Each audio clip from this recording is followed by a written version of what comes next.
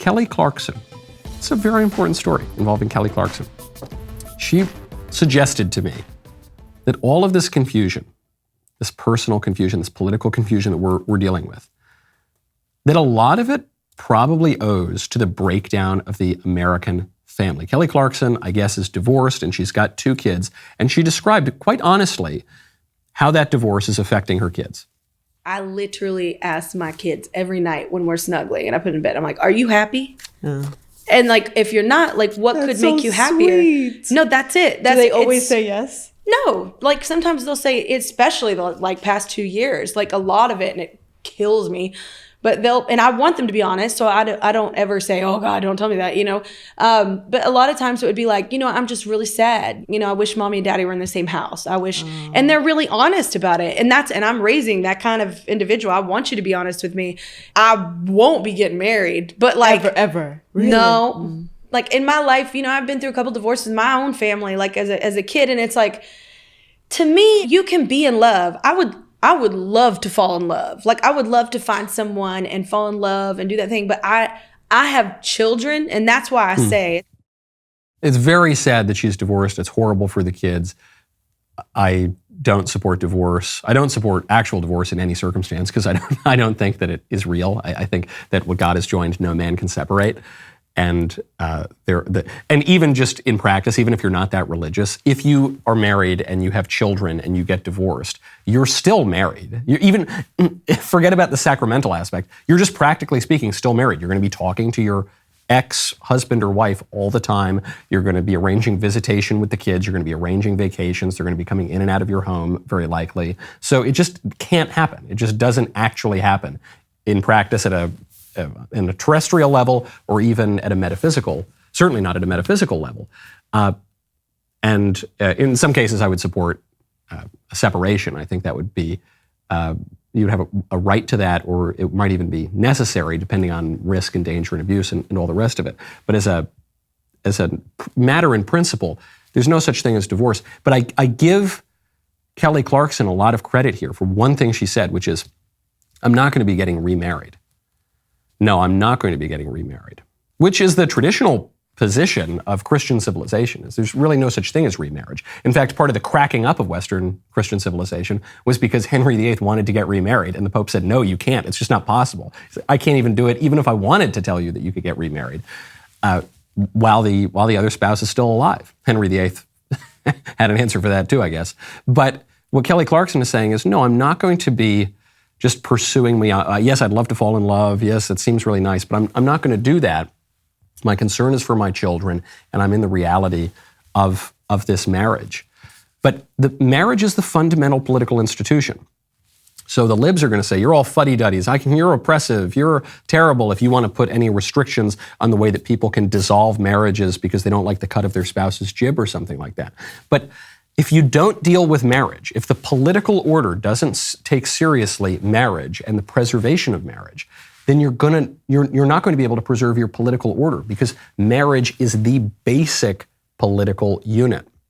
It's not a private matter. It's not a single individual. It's a public matter. It involves multiple people living together. That's the definition of politics. As goes the American family, so goes the American nation. You cannot believe a thing the libs are telling you. That's our theme today. It's our theme this year for the last 5 years. And it's being reflected in the polls. 72% of Americans say the country is on the wrong track under Biden. This, according to a Monmouth University poll. Only 17% of independents believe that Joe Biden's America is headed in the right direction. And the most depressing part of that poll is that I'm not convinced Biden won't win re-election. That's the most devastating part of that poll to me. Not just because the poll numbers could change. Let's say that this were the day before general election 2024, Monday night, and that those were the numbers. I still am not convinced that Joe Biden wouldn't win re-election. And you aren't either. And the reason you're not is because Americans no longer have faith in the electoral system. It's not just Republicans. It's not just the QAnon, far right-wing, fascist, stooge, Putin-loving, whatever. It's the Democrats, too. The Democrats actually, according to surveys, So take social science with a grain of salt as you will. The Democrats have less faith in our elections than the Republicans do.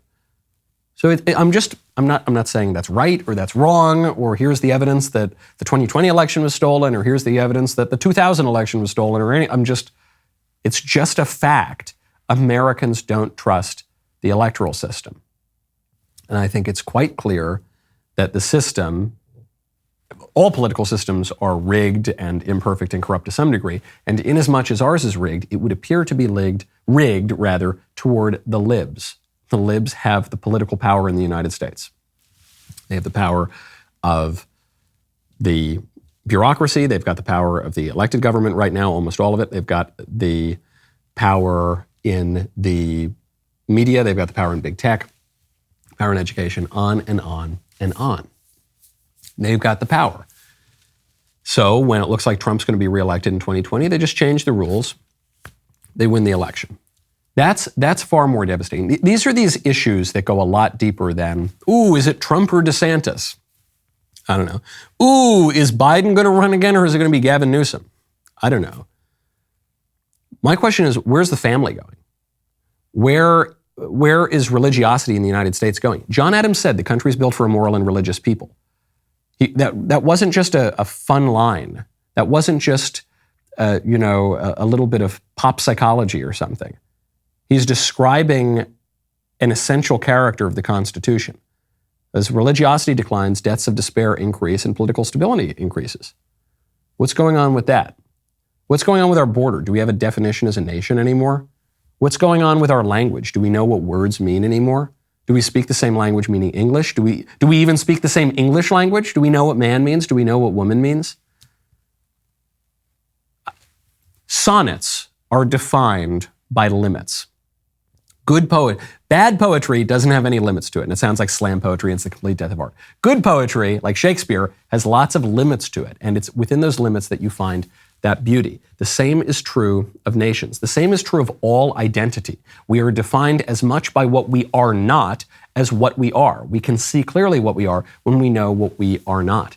This is the topic of my speech tonight at Purdue. If you are around Purdue in Indiana, West Lafayette, please come on by. I'm told that there will be not one, but two simultaneous protests of my event. I haven't even finished writing the speech yet, but they're already protesting me. I have been told that there's a drag show at one of these protests, and one of the drag performers is named Annihilation, which is kind of funny, but they missed the word. The word is supposed to be eradication, but anyway, they have that performing. So it should be quite a show. And then if you do manage to make it through the crazy liberal hordes, you can get into the auditorium, and we can talk about what it means to be an American, what it means to be a man, what identity means in 2023. The rest of the show continues now. We have furries coming up. Make sure you go to dailywire.com/Knowles. Use promo code Knowles at checkout for 2 months free on all annual plans.